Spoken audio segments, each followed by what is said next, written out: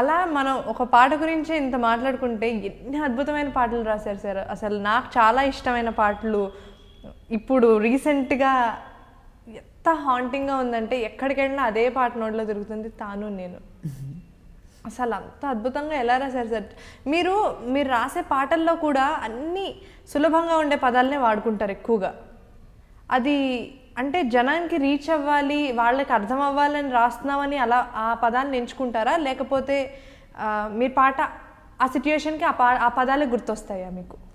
అలా కదండి. ఇప్పుడు సులభం అంటే ఇప్పుడు తాను నేను అన్నారు కాబట్టి ఉదాహరణకి తాను నేను తీసుకొచ్చారు మీరు మంచి పాటలు. ఆ తాను నేనులో మొదట్లోనే మొయ్యిలు అన్న పదం ఇప్పుడు ఎవరికి అంత అర్థం, ఇప్పుడు ఉండే వాళ్ళకి అర్థం కాదు. అది నేను కృష్ణశాస్త్రి గారి కృష్ణపక్షంలో చదివి తెలుసుకున్నాను మొయ్యిలు అంటే ఏంటి అని, మళ్ళీ డిక్షనరీ చూసి తెలుసుకున్నాను. తర్వాత ఘంటసాల గారి పాట ఒకటి ఉంటుంది, అది కూడా సినిమా పాట కాదు, ప్రైవేట్ సాంగ్.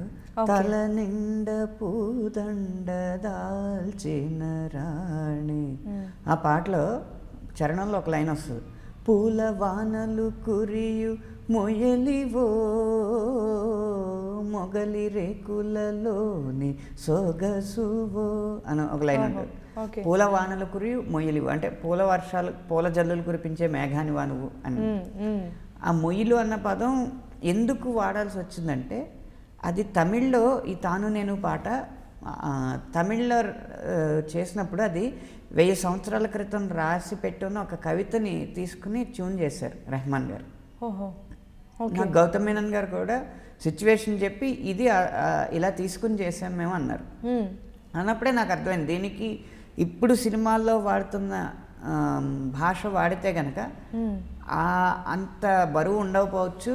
తర్వాత ఆ కవిత్వాన్ని ట్యూన్ చేశారు కాబట్టి అంత మంచి క్లాసికల్ ట్యూన్ వచ్చింది. ఆ ట్యూన్కి మామూలు పదాలు వేస్తే కనుక తోగకపోవచ్చు. అంత ఆ ట్యూన్కి లిరిక్కి మధ్య ఉన్న పెళ్లి సరైన పెళ్లి జరగదు అని అనిపించింది అన్నమాట. అందుకని మొయ్యిలు అన్న పదాన్ని తీసుకుని వాడాను. ఇక్కడ అదృష్టం ఏంటంటే గౌతమ్ మీనన్ గారు ఎంతో విజ్ఞతతో వ్యవహరిస్తారు కాబట్టి ఆయన పాటని 4 ఆప్షన్స్ తీసుకుని 5వ ఆప్షన్ 6వ ఆప్షన్ రాయించి సెలెక్ట్ చేసుకునే పద్ధతి ఉండదు ఆయనకి. పాట రాసేవాడిని సెలెక్ట్ చేసుకోవడంలోనే నేను జాగ్రత్త పడాలి అంటారు ఆయన ఎప్పుడు. నేను నిన్ను సెలెక్ట్ చేసుకుని నీ మీద పూర్తి నమ్మకం పెట్టి పని చేయించాలి, కానీ సెలెక్ట్ చేయించుకున్న తర్వాత నీ పని మీద అపనమ్మకం నాకు ఉండకూడదు. ఒకవేళ నువ్వు తప్పు రాసుంటే నా సెలక్షన్లో తప్పు ఉండాలి, కానీ నువ్వు చేసే పనిలో తప్పు ఉండకూడదు అని చెప్తూ ఉంటారు ఆయన ఎప్పుడు.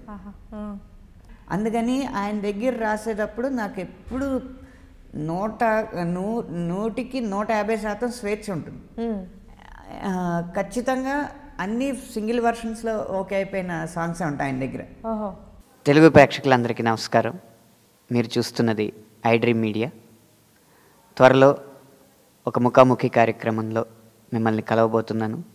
ఇలాంటి మరిన్ని మంచి కార్యక్రమాల కోసం సబ్స్క్రైబ్ చేసుకోండి idreammedia.com.